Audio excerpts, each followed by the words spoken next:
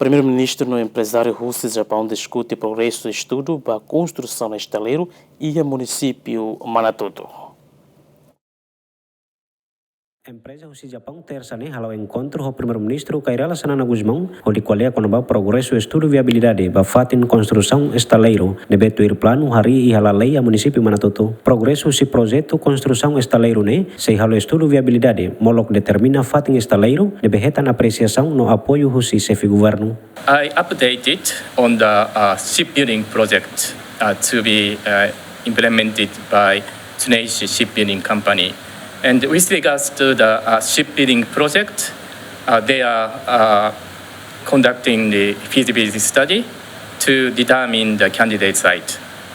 And Prime Minister expressed his support for the project, and we appreciate very much the support from the government. And the company is continued to make a feasibility study, including that area in Manatuto. First, they have to make a feasibility study and determine the site, and the company will negotiate with the government in detail. Then after, they will start the construction of the shipyard.